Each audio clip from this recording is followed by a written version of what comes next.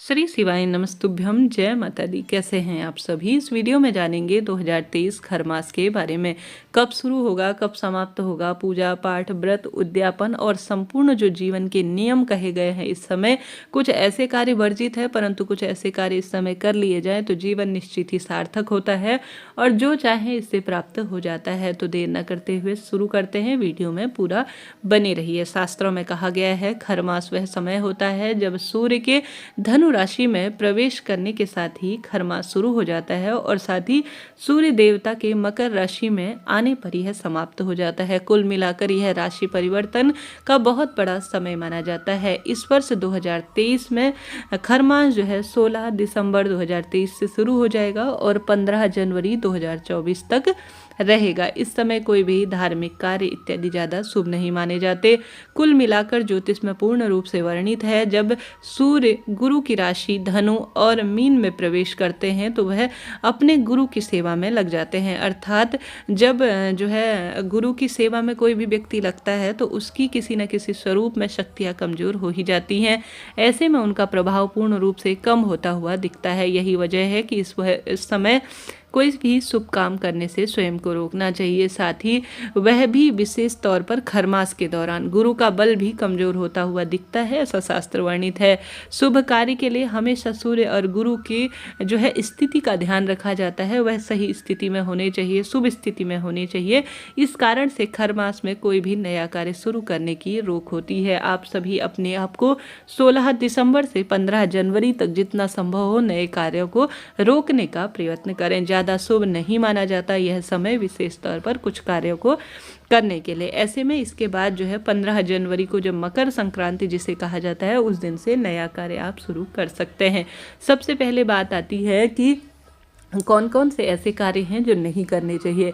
ऐसे में जितना अभी समय बचा हुआ है उतने समय में आप कोई भी नया व्रत शुरू कर लीजिए, परंतु आप सभी 16 दिसंबर के बाद कोई भी नया कार्य शुरू नहीं करें। जैसे कि नए घर का मुंडन करना हो, शादी विवाह के लिए खरीदारी करनी हो और साथ के साथ कोई भी व्रत नया शुरू करना हो तो वह व्रत शुरू नहीं करें। इस समय जो है ज़्यादा यह प्रभावी शुभ फलों की प्राप्ति देने में सहायक नहीं माना जाता।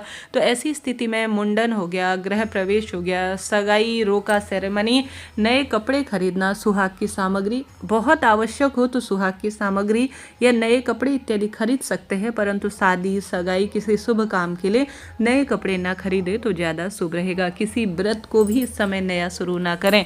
हाँ, कोई पहले से चला आ रहा व्रत है तो उसे निश्चित रूप से आप शुरू कर सकते हैं। जो पहले से चला आ रहा, जैसे कोई व्रत आपने शुरू कर लिया 16 तारीख से पहले तो उस व्रत को खर मास में भी करें, छोड़े नहीं व्रत को। इस बात का ध्यान रखें, पशुपति व्रत हो या कोई सा भी व्रत हो उसे करते रहें, परंतु जो है नया व्रत इस दौरान शुरू ना करें। कोई गृह प्रवेश है तो 1 महीने के लिए रुक जाए। इस समय जो है ज़्यादा शुभता के स्वरूप में यह समय नहीं देखा जाता। नींव इत्यादि खुदाई हो या कोई भी जैसे दूल्हा दुल्हन के कपड़े खरीदने हो, सामान्य तौर पर आप अपने लिए खरीद सकते हैं। जब बहुत आवश्यक हो तभी यह बात लागू होती है। सुहागिन महिला भी अपने लिए नई चूड़ी, बिंदी या कोई भी वस्तु जो है खरीदने से पहले जब आवश्यक हो तभी खरीदे, नहीं तो इतना प्रभावी और शुभ नहीं माना जाता।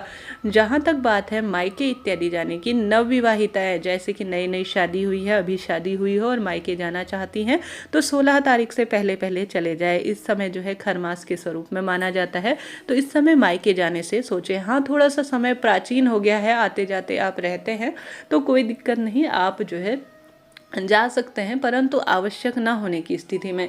जैसे किराए से कमरा खाली करना है तो आप सभी जो है थोड़ा सा पहले ही कर लीजिए, या ऐसा हो कि आपने किराए से कमरा देख लिया है, स्थान परिवर्तन के लिए यह समय शुभ नहीं माना जाता। आप सभी सामान इत्यादि थोड़ा सा पहले ही रख के आ जाइए, फिर आप जो है खर मास में भी प्रवेश कर सकते हैं, कोई दिक्कत की बात नहीं है। परंतु आप सभी इस बात का ध्यान रखें, जितना संभव हो खर मास में कोई नया कार्य, कोई यात्रा, कोई स्थान परिवर्तन इत्यादि करने से बचे। शास्त्र विधान यही कहता है। बात आती है किसी भी व्रत का उद्यापन करने की, तो उद्यापन भी जो है इस समय में ना करें तो ज़्यादा शुभ रहेगा, क्योंकि गुरु और सूर्य जो है सबसे मेन माने जाते हैं जिस कार्य को पूर्ण करने में, जिस भी कार्य को प्रमुख रूप से भूमिका निभाने में।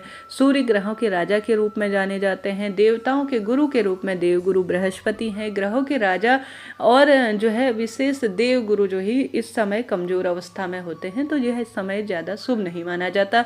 ऐसी स्थिति में यह सबसे दो मुख्य ग्रह ही अगर कमजोर अवस्था में होंगे, निर्बल होंगे, तो कहीं ना कहीं किसी न किसी स्वरूप में पूजा पाठ का पूर्ण फल हम सभी को प्राप्त नहीं हो पाता।